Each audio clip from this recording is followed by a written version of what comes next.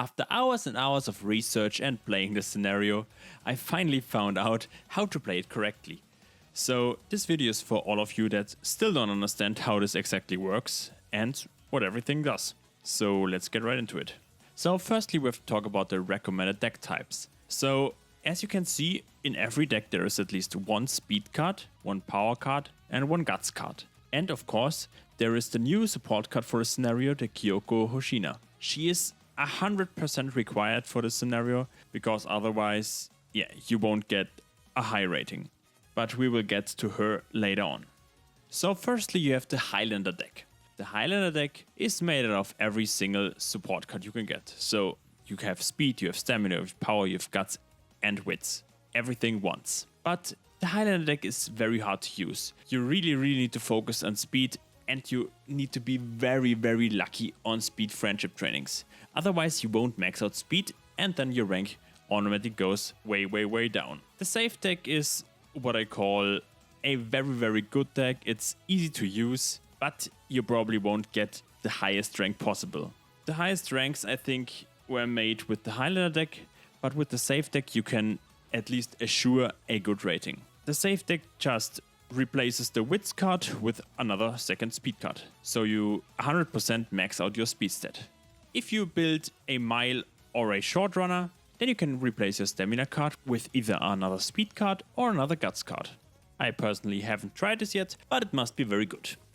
Let's get to what I call the basic information. Don't be afraid, this looks a lot, but it is not. It gets a lot harder later on. I promise you that. Firstly, the new stat cap got raised again, of course. You now have speed at 1900, stamina at 1800, power at 1700, guts at 1700 and wits at 1400. If you are planning to take along some blue factors that will raise your cap even higher, then you need to split it up a bit because now you can't only use speed. It is recommended to have at least 16 factors in speed and then the rest in something else, because speed is hard capped at 2000 and you can't go above that. So if you take more than 16 blue speed factors with you, then you're probably overpaying. Now let's quickly take a look at the tools on the bottom right. The first tool you can see is for sand. The second one is for soil and the third one is for rock. You can see on the left of it, there is the representing mineral. So sand looks like the one on the top, soil looks like the one in the middle, and rock looks like the one on the bottom. The number next to it shows you how much you need to excavate to make progress. Next we get to the PR activity button. I just want to get this over with because this one is pretty useless. It gives you +6 to all stats, one onsen ticket. The onsen ticket is the one you can see on the top left, and I will get to that later on. And it even uses energy. So it doesn't really make sense. But I will explain later when to not use it or what it actually does. But this is the mysterious button right next to the wits button. Now talking about Kiyoko Hosha, the support card. She will give you +2 bonus onsen tickets when finishing an excavation. If you do not take her with you, then you get 0. So the onsen ticket is the main gimmick of this whole scenario. So +2 onsen tickets is huge, I would say. And in the whole run you probably get 12 more. Just saying. But she is required for the scenario. She also gives you the date option. And it will unlock after you get a friendship gauge up to 80%. The date options give you excavation progress, and you will get 1 onsen ticket when you date her. And you get an onsen ticket charge.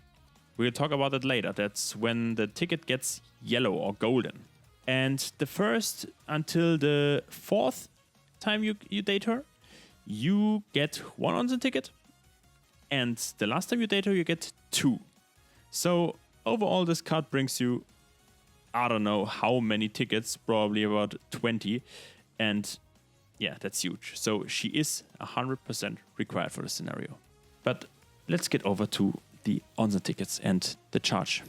So usually the onsen tickets gives you 35 energy, 10 Friendship Gorge to the 3 lowest gorges of your supports, plus 1 motivation, 10% trainings bonus, and minus 20% failure rate. On top of that, it heals negative status effects. But the ticket always goes on for 2 rounds. But in the second turn, you only get 10% trainings bonus and minus 20% failure rate. After the second turn, you can use another ticket again. The supercharge will be activated when using the support card or randomly during the run. This randomly is probably not very random, but depends on how many turns you had between the last charge and the next one. A charge ticket will give you plus 55 energy. It will raises your max energy to 150 temporarily, so you can get above the 100 energy. And you will get on top of that 100 skill points and a lot of skill hints next turn. And of course you get every other bonus the normal ticket would also give you. Now you're probably asking yourself, when do I get tickets? So you get tickets after finishing an excavation. You will get to that later. After using the support card, the Kiyoko Hosha. So as I said before, if you day tour +1 and on last date +2. Then after every bath party, those will be held always late December, so 3 times. You will get +1. Then each time before the beach you will get +2. So look out that you don't already have 2 and that you use all the tickets except 1 before the beach. Otherwise you are overflowing on tickets and 1 will get lost. Also you can get tickets by using the PR button, as I told you before. But yeah, it's useless. Also, when do I use the tickets? Firstly, on the URA finals, you can use them every turn. They will not take 2 turns, but it will empower all of your stats once, and you can use them every turn. When you're at the beach, you should use one turn 1 and turn 3, because on turn 1 it goes for 2 rounds, so turn 1 and 2, and on turn 3 because it goes for turn 3 and 4. So that's how you should use it in the beach. Also, try to charge your tickets up. When a charge is active, try to use it. It's very good. And you should use it when you need energy and you are already overflowing on tickets. So that means if you know there are tickets incoming, for example before the beach, then you can just use tickets to recover energy. But please, now we're going to the when to not use tickets. Don't use the tickets 1 turn before beach or 1 turn before the UAA finals, because you will waste a ticket or a turn. When you use it before the UAA finals, you can't activate one of the supercharged tickets at the same turn the UAA finals start. So that means that you are locked and you can only use 2. So that will ruin your run.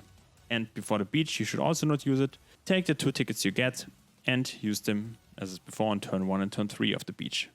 Also, please do not use the tickets before a race or 1 turn before a race, because the race will just waste the ticket. So you know the ticket goes on for 2 rounds. So if you use it on a race, it's wasted. And if you use it 1 round before, it also wastes a round because the ticket goes on for 2 rounds. Except, of course, again, you're overflowing on tickets. And yeah, you need to get rid of 1. But yeah, that's how to use the tickets. And tickets do not use up a turn. While you're in a round, you can just use it before training a stat, and it will boost up your stats normally. So let's talk about the Kiyoko dates and when to use my favorite option, the PR button. When should you use those dates? Firstly, early in the game when you're in need of tickets. Because later in the game you get so many tickets you don't even have time to go on a date with her. So try to use them all early on and take those tickets with you, because early on you may have some ticket problems. Also use up the last date where you get 2 way before the last beach, because the last beach again gives you +2, so you should finish them up, I don't know, 5 or 6 rounds before that. So you can just use up those 2 tickets so you can get another 2. Then also when you are out of tickets or you have a bad turn. So when you have a turn without a friendship training and you don't know what to do, don't do a race. Just go out with Kiyoko. And then you also get a ticket from her. Also, the 3rd charge gives you energy or a skill, whatever you want to choose. So if you're in need of energy early on, use a 3rd charge and you will get, 20 I think. So let's get this PR button over with. You only use it when all of the below are happening at once. So if you are out of Kiyoko dates, if you have a bad turn with no friendship trainings, and if you have no tickets left, and you also won't get any soon. So yeah, never. I just hope they buff this button, but right now it's just useless. Excavation. We are talking about excavation. Yeah, this is shortly explained. The excavation speed is determined by the following. Firstly, the tool level, which you can upgrade each time you choose one of those upgrade effects. Then by blue factors.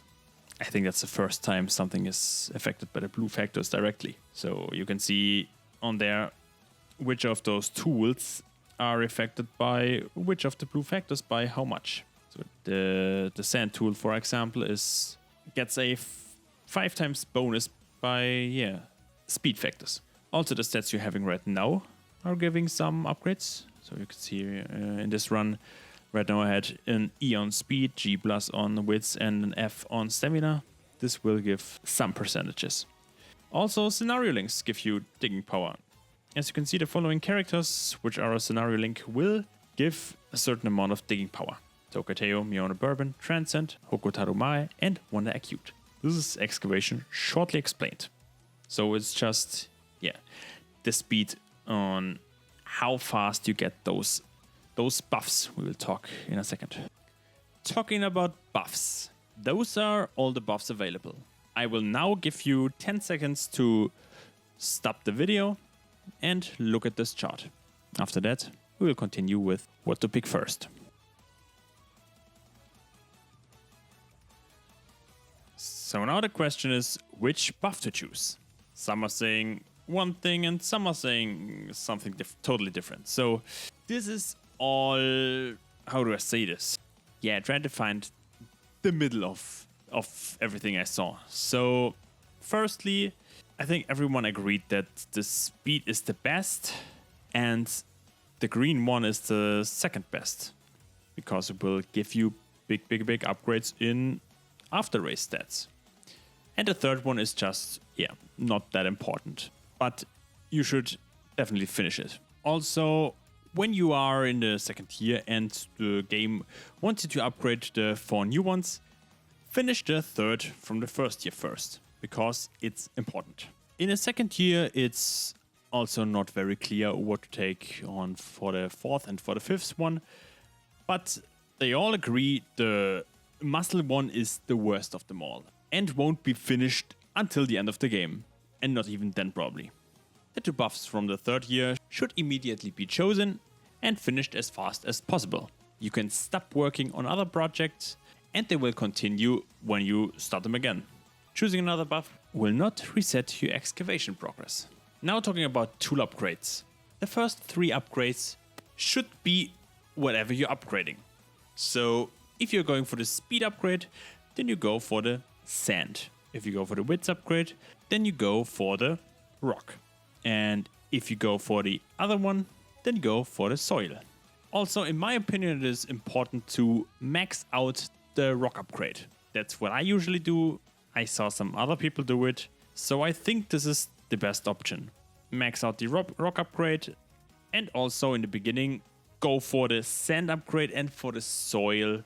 Try to sneak it in the middle, I think. But this all depends on, whatever buff you're choosing to upgrade first. You should always look at the buffs you're upgrading and then look at how much of each mineral they have. So if it's more soil, go for the soil upgrade. But the most things just have the rock in it. That's why I choose, going for the rock the most. Now lastly, let's talk about the bathing party. The bathing party will be held right before the URA finals. And it's like a stat check. It will look at the excavations you've done and will count how many you have done. If you excavated 7 until then you will get the max buff or the max effect of it all. This all will unlock when you finish the legendary hot spring buff. And that concludes the video, I think. I hope I didn't forget anything. And if you have any questions, please feel free to ask in the comments. Also, a big thanks to everyone who I stole some pictures from or where I got my informations from. Firstly, my Musume sensei Gonzalez Lau from Reddit. He helped me to understand the scenario and the whole game. And then I got the rest from a document and some videos. I will link the guide from Gonzalez Lau from Reddit under the video, and I will link the document I read, so you all know where it came from and you can read it from another perspective. I'm sorry this video is so long, but it was just a lot to explain. And the scenario isn't very easy. It's very complicated to understand, but when you know what to do, then it's pretty easy. But you need to get into the flow. If you like this video, please leave a like and maybe subscribe to my channel. And also you can now hype the video, I think, or something like that. But I think it's only working on phone. Whatever. Thank you all for watching and see you very soon. Bye bye.